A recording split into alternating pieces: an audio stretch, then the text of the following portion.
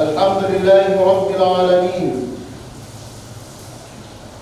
وأشهد أن لا إله إلا الله وحده لا شريك له ولي الصالحين، وأشهد أن سيدنا محمدا عبده ورسوله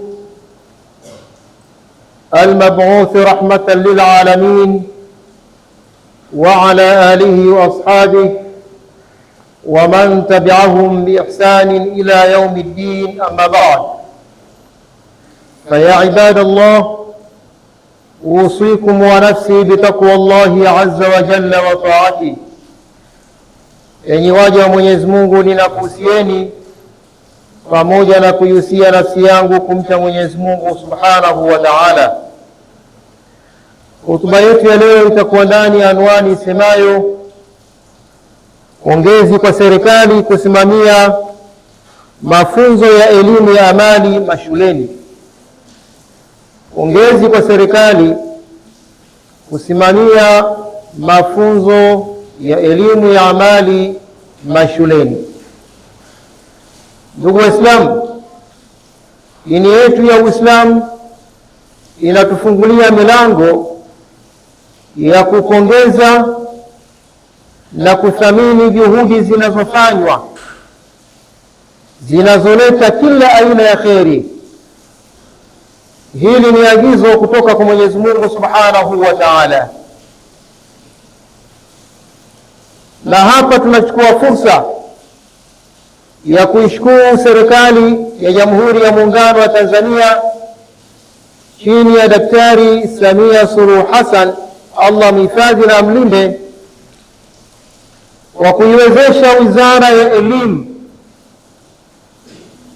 kulisimamia kwa weledi mkubwa suala la mafunzo ya elimu amali katika shule mbalimbali ndani ya Jamhuri ya Muungano wa Tanzania.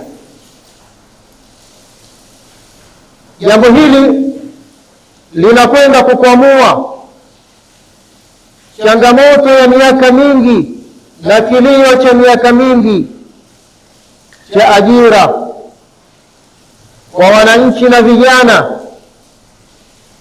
kwani dhana inayoendelea kujengeka ni kwamba serikali kuu ndiyo inayopaswa kuajiri raia wote katika maeneo mbalimbali, lakini hilo ni jambo ambalo tutakaloliona katika hotuba hii halitekelezeki, isipokuwa lile ambalo Mwenyezi Mungu Subhanahu wa Ta'ala amelieleza katika vitabu vyake vitukufu mbalimbali, na wakalisimamia mitume aliyowatuma kuja kuleta ujumbe hapa duniani: kazi za mikono, kazi za kujiajiri mtu binafsi. Hili ndio hakikisho la maisha kwa wanadamu wote duniani. Kwa muktadha huo, tuna kila sababu ya kuishukuru serikali chini ya Mheshimiwa Rais Daktari Samia Suluhu Hassan na kuiunga mkono, kwa sababu watoto wetu kupitia elimu sahihi wanayopewa katika shule mbalimbali na vyuo, wakiongezewa na mafunzo ya amali, maana yake mafunzo ya kazi, mafunzo ya shughuli mbalimbali za kumwezesha mtu aweze kujiajiri yeye mwenyewe, tunaamini kabisa basi huko tunakokwenda vijana wa Jamhuri ya Muungano wa Tanzania watakuwa wamepata suluhisho kubwa sana. Ndugu zangu Waislamu, kufanya kazi ni ibada kwa wanaimani wote, Wakristo na Waislamu. Kufanya kazi ni ibada na kuombaomba bila sababu ya msingi kwa mtu ambaye ni mkamilifu wa viungo, mkamilifu wa akili, akaamua yeye maisha yake ni kuombaomba, kwanza anapata dhambi, lakini pili anaushusha utu wake na ubinadamu wake kwa kufanya jambo ambalo watu watamchoka, watu watamkimbia, watu watamsema vibaya. Kwa hiyo Mwenyezi Mungu Subhanahu wa Ta'ala ndani ya Qur'ani amesema, fa idha qudiyatis salatu fantashiru fil ardi, mkishamaliza kuswali tawanyikeni katika mgongo wa dunia. Na hilo ni agizo lile la kuwahimiza Waislamu wakisikia adhana siku ya Ijumaa wasitishe kazi zao, waende wakamtaje Mungu, na wakishamaliza kuswali basi warudi haraka watawanyike kwenda kutafuta riziki ya Mwenyezi Mungu. Fa idha qudiyatis salatu, mkimaliza kuswali, fantashiru fil ardi, tawanyikeni katika ardhi, wabtaghu min fadlillah, mkatafute kipato, mkatafute riziki. Kwa hiyo kutafuta riziki kwa njia ya halali, hili ni jambo ambalo la wajibu, na kuacha ni haramu, unapata dhambi. Kila mwanadamu anatakiwa ahakikishe kwamba ana shughuli ya kumuingizia kipato chake. Wizara ya Elimu kwa kitendo chake cha kurasimisha mtaala wa mafunzo ya amali, mafunzo ya kazi za kumwandaa mwanafunzi akimaliza kidato cha 4, akimaliza kidato cha 6, akimaliza chuo kikuu, awe tayari anajiamini kwamba yeye ana uwezo wa kujiajiri kupitia rasilimali alizozileta Mwenyezi Mungu Subhanahu wa Ta'ala katika dunia. Serikali itakuwa tayari ishamwezesha maarifa na mbinu za kuweza kujipatia riziki iliyokuwa ya halali. Ndugu zangu Waislamu, hadidu rejea ya kwanza, tuiunge mkono serikali kupitia Wizara ya Elimu kwa mafunzo ya amali. Rais Samia Suluhu Hassan, Rais wa Jamhuri ya Muungano wa Tanzania, katika Wizara ya Elimu amemweka Profesa Bobezi, Profesa Adolf Mkenda na msaidizi wake Mheshimiwa wanu Hafidh Ali. Kwa kweli wanaleta mabadiliko makubwa sana, wanaleta mabadiliko makubwa sana hata katika mitaala ya Islamic knowledge. Tunakumbuka kwamba mashuleni kuna masomo ya dini ya Islamic knowledge na Bible knowledge.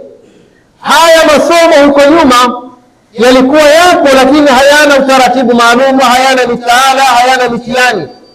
Lakini kwa uwepo wao Profesa Adolf Mkenda na Mheshimiwa wanu Hafidh Ali msaidizi wake, kwa kushirikiana katika upande wa Uislamu na TISTA, kamati iliyokuwa chini ya Mufti na Sheikh Mkuu wa Tanzania inayoratibu masomo ya dini mashuleni, imeweza kuweka mitaala ambayo imepitiwa na serikali na Wizara ya Elimu, na Wizara ya Elimu kuandaa vitabu vya TISTA, na kwa upande wa pili pia wa Bible knowledge.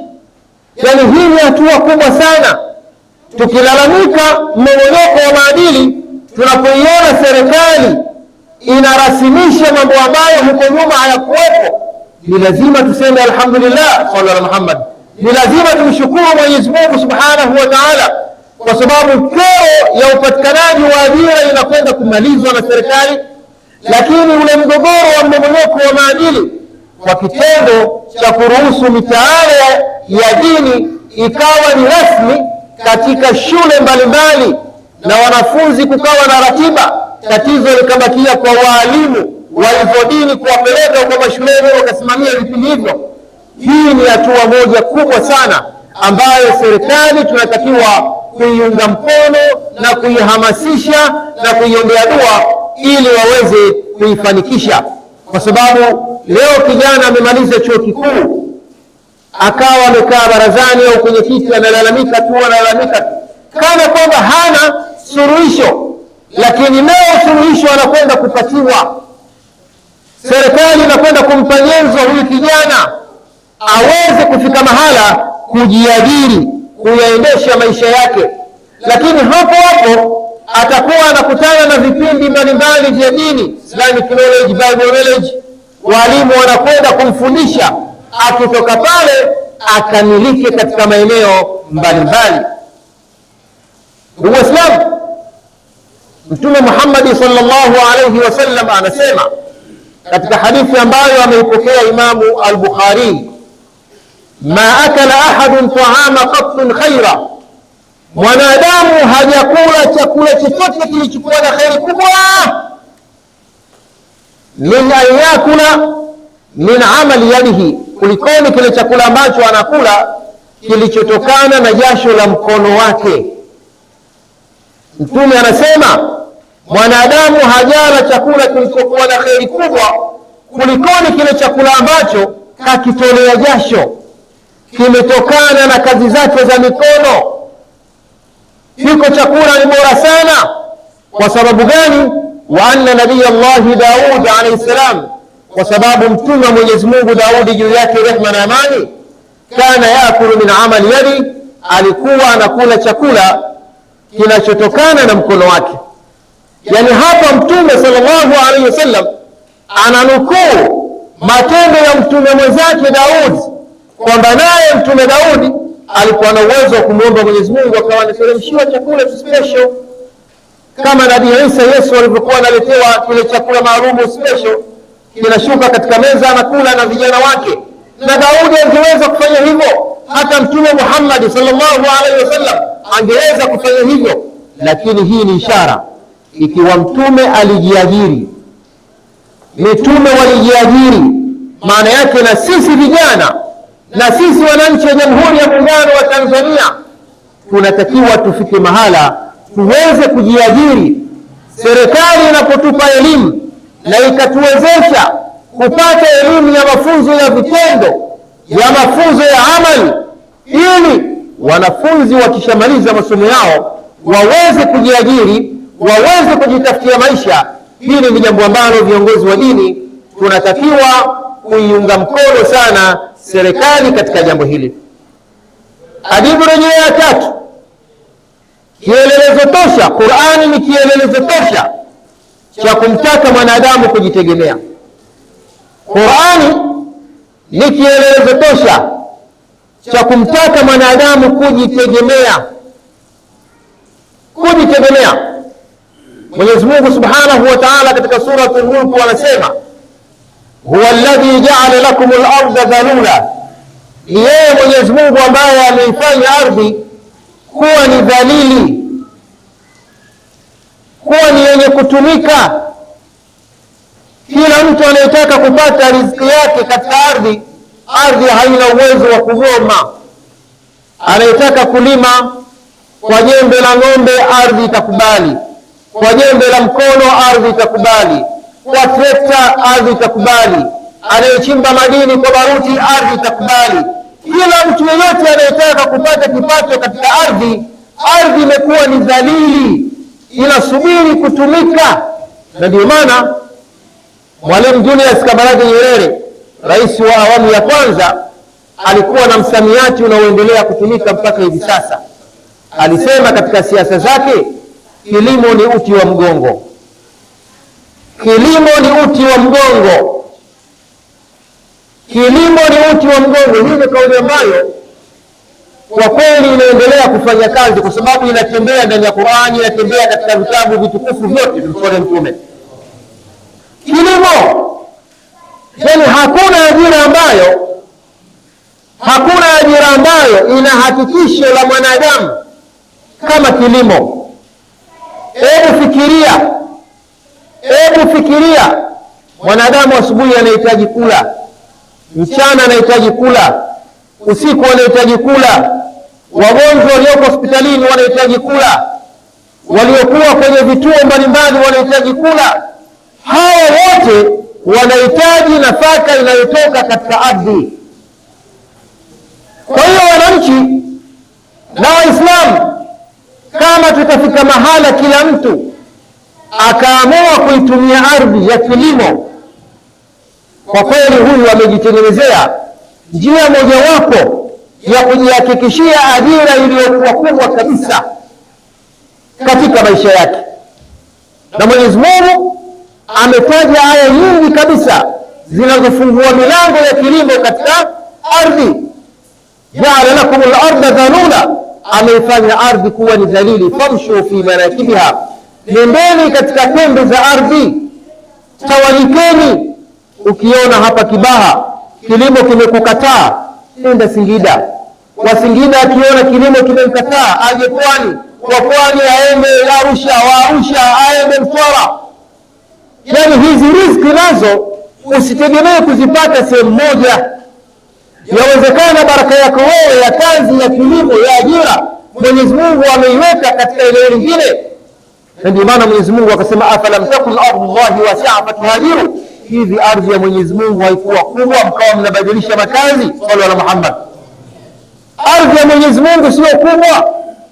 Haiwezekani leo hapa ndani ya Tanzania kuna watu ambao sio wa Tanzania wanaomba vibali, wanapata uhalali wa kuishi hapa, alafu wanalima, wanavuna, wanafanya mazao, kisha wanatuuzia tena sisi wenyewe wa Tanzania original. Sio wavivu. Wizara ya Elimu chini ya Daktari Samia Suluhu Hassan tayari ishafungua milango ya elimu ya mafunzo ya amali. Wanafunzi, someni sana kwa nguvu, someni sana kwa nguvu, mkitoka muweze kuwa mmekamilika katika kila idara, mkimaliza muweze kuwa mmekamilika katika kila idara. Mimi najijutia sana sana tu miaka minne niliyokuwa nasoma pale Tripoli, Libya. Kile ni chuo ambacho kinawaandaa watu wa kuja kuhubiri dini kwa usahihi, kwa sababu watu wanaohubiri dini katika Uislamu, katika Ukristo, kuna vituo mbalimbali wanavyoandaliwa na mtu mpaka anafika anaitwa profesa wa kuwaelekeza watu kwenda mbinguni. Sallallahu alaihi Muhammad. Watu wasivamie hizi fani. Kuna mtu ana elimu ya msingi ya kumwelekeza mtu kwa Mungu, kuna mtu ana diploma ya kumwelekeza mtu kwa Mungu, kuna mtu ana degree kama mimi ya kuelekeza watu kwa Mungu, kuna watu wana masters ya kuelekeza watu kwa Mungu, kuna watu wana PhD ya kuelekeza watu kwa Mungu. Sasa pale Tripoli Gaddafi alijenga chuo cha Waafrika ili wasome wakitoka pale wakawaelekeze watu kwa ajili vipi watamwabudu Mungu wao. Lakini kaona kwa vile hawa vijana na wasomesha wanahitaji maisha yao, akaweka pale kitu kinachoitwa VETA FTC, yani ndani ya viunga vile vya chuo kikuu pale akaweka chuo cha ufundi, na ikawa ni lazima kila mwanafunzi kuanzia mwaka wa kwanza mpaka wa 4 achague ufundi anaotaka na kwenda kusoma bure. Wala Muhammad. Hili sijawahi kulizungumza, nilizungumza leo kupitia Wizara ya Elimu kuweka hiki kitengo cha mafunzo ya amali. Mimi nikachagua elimu ya ufundi wa umeme wa magari, ndio kitengo changu. Kwa miaka mingi natakiwa nisome, yaani ninasoma yale masomo yangu ya msingi, alafu kila Jumatano unatakiwa uende kwa masaa 2 ukasomea umeme wa ufundi wa umeme wa magari, na mwingine akachukua umeme wa majumba, mwingine matenisi, mwingine ufundi seremala, mwingine ujenzi wa majumba, mwingine mazoezi, mwingine ya chumba. Kila mwanafunzi kachukua. Kwa bahati mbaya sisi wanafunzi wa Kitanzania, wengi tulikuwa tunaona kwamba sasa mimi nikienda kusomea umeme wa magari kule, nikirudi naenda kufanya kazi wapi? Wakati mimi kazi yangu nataka niwe shekhe. Sallallahu alaihi Muhammad. Kazi yangu mimi nimekuja kusomea hapa magati ya kuelekeza watu katika eneo hilo la Mwenyezi Mungu Subhanahu wa Ta'ala. Na ilikuwa usipokwenda kwa siku kadhaa hata ile posho yako ipewi. Alilazimisha Kanali Gaddafi watu wasome. Wenzetu wa Afrika Magharibi tulikuwa tunawacheka, walikuwa wanasoma. Tena ukienda kwenye zile karakana unakuta full package, unakuta gari mpya, vifaa, ubao ule wa umeme wa magari uko pale na kompyuta. Lakini kitu chochote ukikisoma kama nafsi haitaki uweze ukakijua. Nimemaliza miaka 4 nikafanya mtihani, nimefaulu kidogo, lakini gari yangu ikikorofisha umeme sina uwezo. Na ndio hivi sasa. Sallallahu Muhammad. Gari yangu ikilizimikia mfumo wa umeme, kama ningeisoma ile kwa uchungu, manake ningerudi na double impact. Vitu viwili, ningerudi na mambo yangu ya ushehe na ningerudi na ningefungua karakana. Alikuwa na dhana kubwa sana, anamwandaa mtu na anamwandaa aweze kujitegemea. Na hii ndio dhana ambayo wamekuja nayo mitume, na ndio dhana ambayo serikali hivi sasa zote Zanzibar na Mtwara wameamua kuisimamia kwa vijana wetu, kwa watoto wetu, Huko tunakokwenda ajira rasmi zinaendelea kufa. Kwa sababu ya nini? Ya elimu. Kwa sababu ya elimu.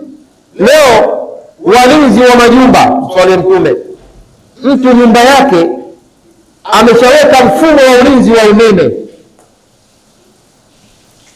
kuna security za kimtandao.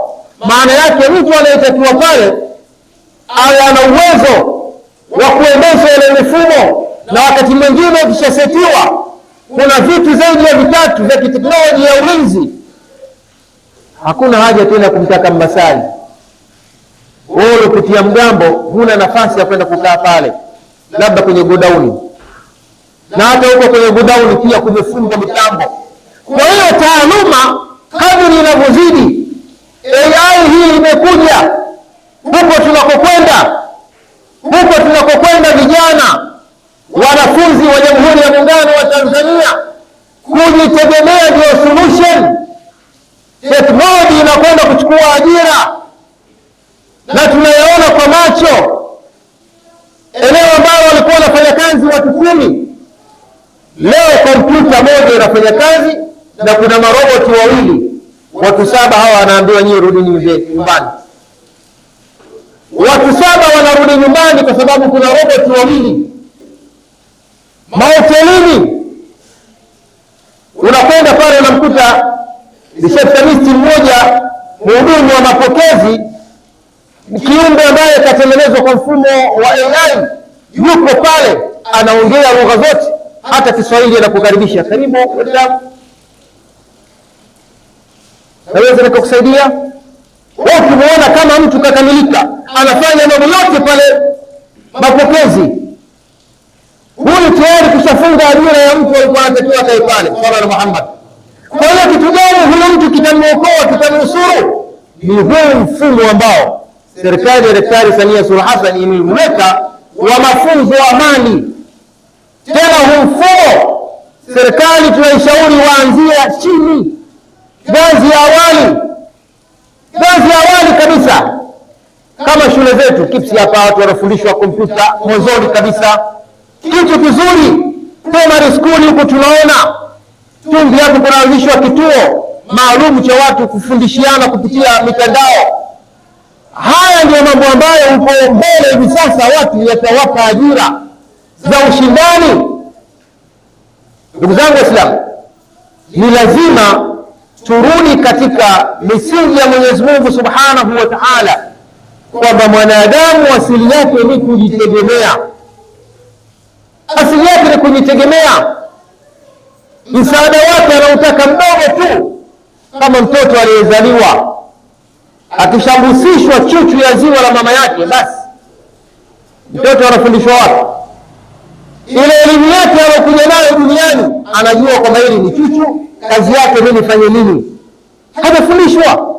Ile elimu ndogo tu. Kwa hiyo huyu ukimsaidia katika utoto wake, anakuwa mpaka kamaliza primary school, maana yake haya mafunzo mkiyachangamkia na kila mwanafunzi akatumia bidii, bila shaka huko mbele kilio cha ajira hakuna, hili swala litakuwa halipo. Muombe Mwenyezi Mungu Subhanahu wa Ta'ala atuwezeshe kuyasimamia yale ambayo yatatupa riziki zetu za halali katika maisha yetu ya hapa duniani. Wal asri innal insana lafi khusr illa alladhina amanu wa amilus salihati وتواصوا بالحق وتواصوا بالصبر. بارك الله لي ولكم بالقرآن العظيم ونفعني وإياكم ما فيه من الآيات الذكر الحكيم. أقول قولي هذا استغفر الله العظيم لي ولكم فاستغفروه إنه الغفور الرحيم والبر الكريم.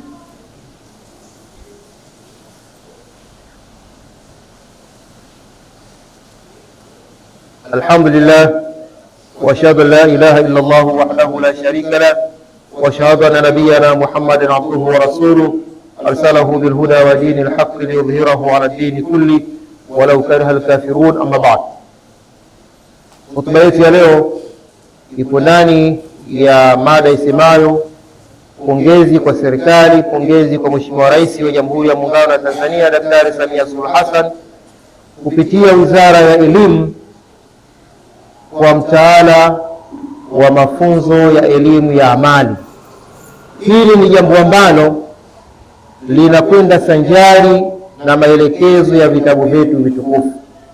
Ukisoma Qur'ani inakutaka ujitegemee, ukisoma Bible inakutaka ujitegemee. Ndugu zangu Waislamu, Mtume Muhammad sallallahu alaihi wasallam alichunga mbuzi na kuwa mfano bora duniani kwa elimu ya kujitegemea. Mtume alichunga mbuzi.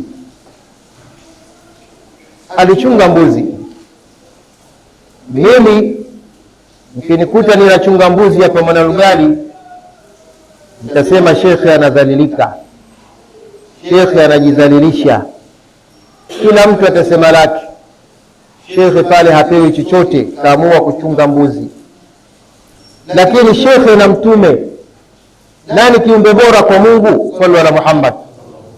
Shekhe na mtume, kiumbe bora ni nani? Mtume ni kiumbe bora kwa Mungu, kachaguliwa na Mungu. Leo mtume anafanya kazi ya kuchunga mbuzi, kujitegemea. Hili ni somo kwa wanafunzi wa Kiislamu, kwamba mtume wenu amechunga mbuzi. Wewe hata kama ukuchunga mbuzi, hao mbuzi unaweza ukawageuza ni mtaji wa biashara katika eneo lingine, wakakuletea mtaji mkubwa. Leo kuna watu wanataka kuchinja mbuzi hawapati. Leo pia wanatakiwa watu wachinje, kesho wamalizie kuchinja.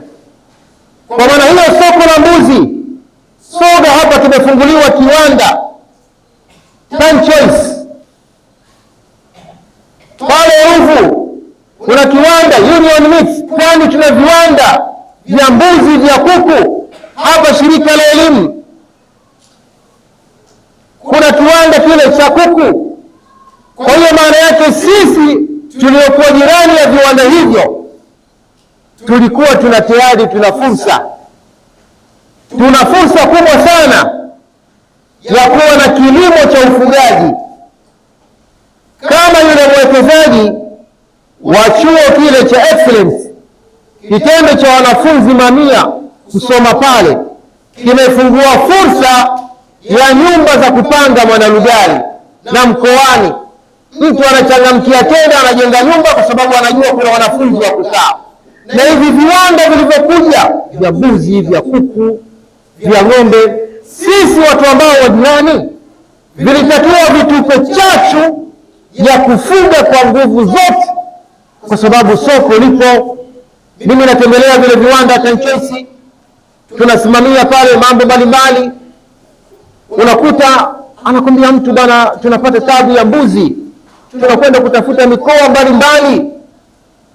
Na unaweza kufika mahala mtu akawa anachukua mbuzi nje ya nchi analeta huko. Kwa sababu gani? Sehemu kubwa ya Tanzania tunachagua kazi za ustaa, kazi za kibisho. Inna lillahi, tunataka tufanye kazi za kistaa, kazi za kibisho, kazi ambazo si za kutoka jasho. Sasa Mtume Muhammad alichunga mbuzi. Baba yetu Adam kana harathan, alikuwa ni mkulima. Yeye professional yake baba yetu Adam alikuwa ni mkulima, kilimo. Wa kana Nuhu najaran, Nabii Nuh aliyemfuatia Adam alikuwa ni fundi seremala. Nabii Nuh kazi yake ilikuwa ni fundi seremala. Wa kana Daud zarradan, na alikuwa Mtume Daud zarradan. Zarrada maana yake nini? Ni mtengenezaji wa maguo ya vita. Sallallahu alaihi Muhammad. Kipindi kile risasi hakuna, wanatumia mishale. Hata ukiwa Kongoe umezungukwa na watu 20, yule sniper wa mshale anakutungua pale pale. Sasa Nabii Daud yeye alikuwa kazi yake professional ni kutengeneza nguo za kuwakinga watu na mishale. Akivaa hiyo, ukipiga panga haliingii, ukipiga mshale hauingii. Yaani hiyo ndio ilikuwa kazi yake. Zarradan. Wa kana Idris khayatan, Idris kazi yake ilikuwa ni fundi cherehani. Naita cherehani kwa sababu ndio mazoea hivi sasa, lakini alikuwa ni fundi nguo kwa cherehani za wakati huo. Kwa Mtume kwamba walikuwa wanashona nguo kwa mikono. Nguo kwa mikono, naweza mkajiuliza sasa walikuwa wanashona vipi? Mimi mwenyewe hapa profession yangu ni kushona kanzu za daris. Wa mwanzoni wale miaka 20 ya mwanzo wamevaa sana kanzu zangu hapa na miraji na nani, mpaka wananiuliza wanashangaje, unashonaje kanzu ya mkono kuanzia mwanzo mpaka mwisho, hamna cherehani hata moja, na inadumu kuliko ni kanzu ya cherehani. Sallallahu alaihi Muhammad, utamaduni ambao tuliurithi kwa wazee wetu, kanzu za mikono. Kuna kofia ya mkono ambayo ndio kofia inaongoza kuuzwa kwa bei kubwa kwa wale wanaovaa kofia. Kiongozi mkubwa kabisa wa Kiislamu Tanzania na hizi nchi za Afrika hawezi akavaa kofia nchi nyingine ovyo ovyo, atavaa kofia ya mkono. Inauzwa bei kubwa, yani inashonwa na mkono. Singida kule wanaongoza kina mama kushona kofia za mkono. Zanzibar. Kwa hivyo Nabii Idris yeye kazi yake alikuwa ni fundi wa nguo. Wakana Musa ra'i al-ghanam, Nabii Musa kazi yake ilikuwa ni kuchunga mbuzi. Hata alikuwa na bakora yake ile akiitumia, hata alipopata utume ikawa inamsaidia katika mambo mbalimbali. Pale alipoipiga bahari, pale alipoiangusha ikageuka kuwa nyoka ikameza wale wanyoka wengine wachawi wengine. Alikuwa na fimbo ambayo alikuwa anachungia nini? Mbuzi. Lakini Mtume Muhammad sallallahu alaihi wasallam yeye mwenyewe alikuwa kazi yake naye pia anachunga mbuzi. Ndugu zangu Waislamu, haitatokea serikali yoyote duniani ikaajiri raia wake wote. Suluhisho ni elimu ya amali. Haitatokea serikali yoyote duniani ikaajiri wa raia wake wote, wananchi wake wote, wanafunzi vijana. Msiyumbishwe na kauli za baadhi ya wanasiasa. Kuna baadhi ya wanasiasa hawasemi ukweli kwa matakwa yao, wanawadanganya wananchi kwa vitu ambavyo si vya kweli, haviwezekani. Mimi nikipata nitamaliza tatizo la ajira lote. Muongo. Rais wa Marekani hatomaliza ajira za Wamarekani. Rais wa Urusi hatomaliza ajira. Mfalme wa Saudia hatomaliza ajira. Atakwenda sehemu chache tu ya kuajiri watu. Hawa wengine anatakiwa wape mafunzo ya amani kama tunavyofanya ndani ya Wizara ya Elimu, ili hawa watu wakajiajiri wenyewe.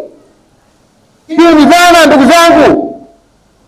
Vijana wa bodaboda Tanzania, siku zote tunawakumbusha, tukikutana mazikoni, tukikutana kwenye harusi, vijana wa bodaboda wengi hawadhani kwamba bodaboda ni ajira rasmi. Ukiwaangalia wao wenyewe jinsi walivyo, hawajiweki katika usmart. Serikali kadiri inavyowapamba vizubao vaili vizuri, kumbe bodaboda inayokuingizia 20,000 kwenda juu, bajaji inayokuingizia toyo, hizi ni ajira rasmi kwa Mtume Muhammad. Unatakiwa kuiheshimu ajira yako, kijana wa bodaboda.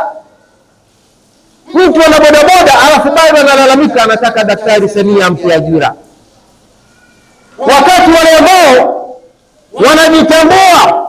Unamkuta mtu alikuwa na bodaboda moja ya mkataba, kaithamini ile bodaboda, kaitunza, kapata pesa, kamaliza mkataba, ile bodaboda imezaa bodaboda nyingine, bodaboda nyingine kapata mjukuu akaja kilembo wa bodaboda ikazaa bajaji ikazaa taksi ikazaa toyo.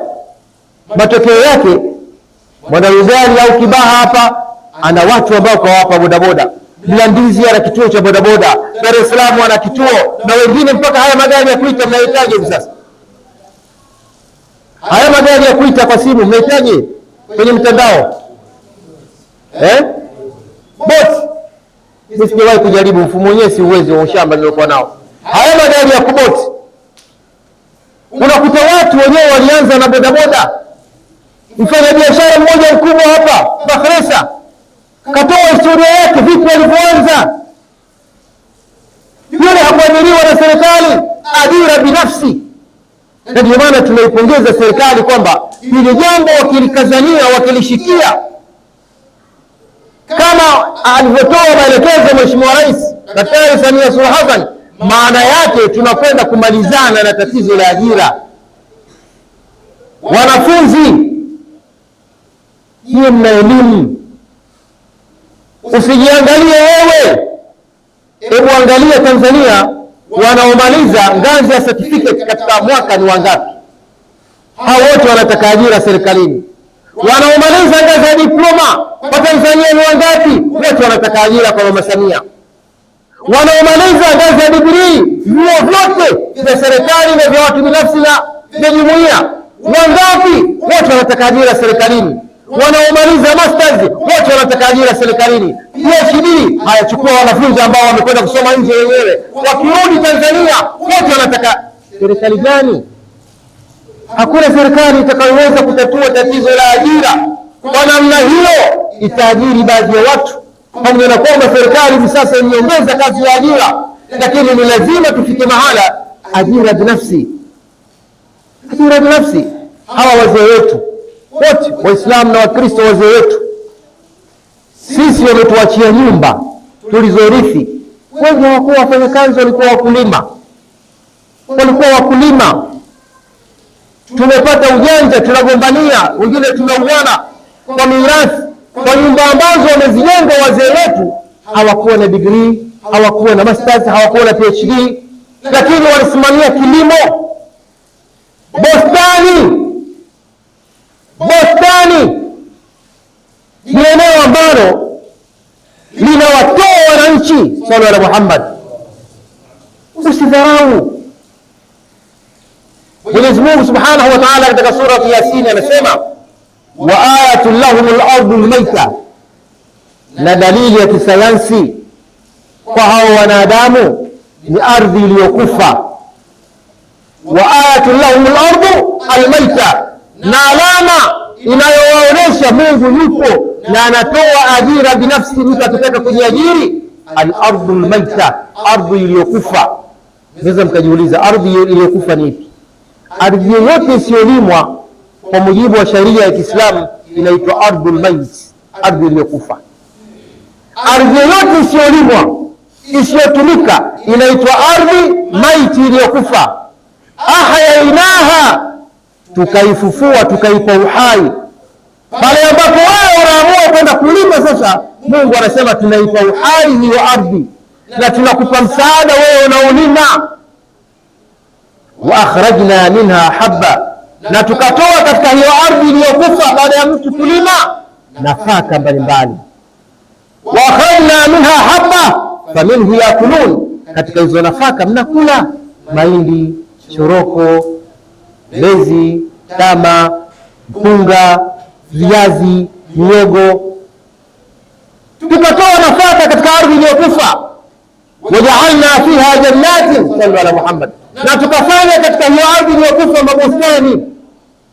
Mabustani ya nini? Mwenyezi Mungu, min nakhilin, ya mitende, wa anabin, na mizabibu, wafajjarna fiha min al-uyun, na tukapasua katika mifereji ya umwagiliaji. Yani Mwenyezi Mungu ndani ya Qur'ani anatupa asisti kwamba unapolima bustani yako usitegemee mvua tu ya Mungu. Lima bustani yako pembezoni mwa mito, kama mto Mpigi huu wanaolima hawa kina Mzee Ngayonga na watoto wao na watu wengine. Unatumia mifereji kumwagilia bustani yako. Mchicha, chakula kinaliwa siku zote. Mboga, Mungu ametutaka tule mboga. Sasa serikali haiwezi kaanzisha kampuni ya kilimo cha mchicha. Sasa wananchi watafanya kazi gani? Na ndio maana imeachia ajira binafsi, wenyewe inafanya kazi ya kusimamia, kutafuta mikopo, kukopesha watu, kutafuta mbolea ili wananchi. Yani haya ninazungumza jamani, ndio Uislamu sallallahu alaihi Muhammad, si siasa. Haya ndio dini yetu, tunatakiwa kuyasimamia, na wale ambao tuliowapa mamlaka wanapoyatekeleza lazima tuwaunge mkono. Wafajjarna fiha min al-uyun, tukapasua katika hiyo ardhi mifereji ya umwagiliaji. Kilimo cha irrigation kimeelezwa katika Islamic law. Karne ya kwanza Uislamu unafundisha kilimo cha umwagiliaji. Kilimo cha ng'ombe kaanza kukifundisha Nabii Musa. kabla hajaja Yesu, kabla hajaja Mtume Muhammad sallallahu alaihi wasallam. Nabii Musa anatumia kilimo cha kutumia ng'ombe, anamtumia ng'ombe kuilima ardhi. Sio kama kufundisha wazungu. Sisi tumefundishwa na Nabii Musa, ndio mkulima wa kwanza. Na ndani ya Qur'ani kumekuja sura nzima inaitwa Suratul Baqara sallallahu alaihi Muhammad, sura inayomuelezea ng'ombe na kazi zake. Ng'ombe kazi zake sio kitoweo tu. Ng'ombe ni mtaji wa kilimo, analima huko, anafanya kazi ya ubebaji wa maji. Haya yote tunatakiwa sisi tuyafanyie kazi yaweze kutupa ajira. Liyakulu min thamarihi wama amilathu aydihim sallallahu alaihi Muhammad, ili mpate kula matunda ya ardhi na vile ambavyo vimechumwa na mikono yao. Wama amilathu aydihim, na vile ambavyo vimetengenezwa kupitia mikono yao. Mungu anatusuta, afala yashkuruni, hivi hawa watu hawana hata shukurani? Sallallahu alaihi Muhammad. Mvua hapa mwaka huu imenyesha, mvua nyingi imenyesha ndani ya Jamhuri ya Muungano wa Tanzania. Mwenyezi Mungu anatuchora tu. Wangapi wanalima katika mvua hii? Wangapi wanaitumia hii mvua? Na wengine walikuwa wanaiona kero, na ikipita viongozi wa dini ukame ndani dua. Ikija mvua inampita, haina koti watu ambao wamejiandaa katika kulima.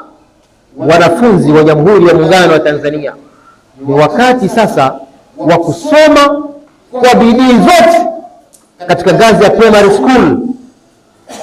Someni masomo kwa nguvu mpate kufaulu vizuri, lakini si hivyo, mafunzo ya kazi yale jielimisheni sana. Leo kujifunza lugha mbalimbali ni moja ya ajira binafsi. Usitegemee Kiingereza peke yake. Leo baba anazungumza Kiingereza, bibi anazungumza Kiingereza.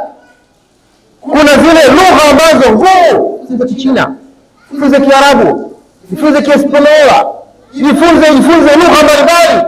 Bikadri lughatil mar'i yakthuru naf'uhu, kadri ya mtu anapokuwa na lugha nyingi na manufaa yake yanakuwa mengi.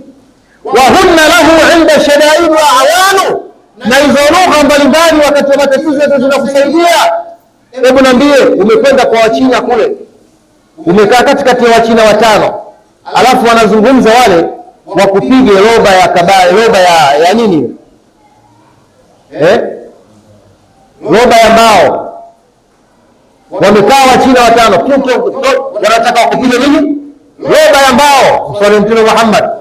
Kumbe wewe kwa Kichina unakijua, hujanusurika bado. Wa hunna lahu inda shadaidi awanu, na hizo lugha wakati wa matatizo ndio msaada.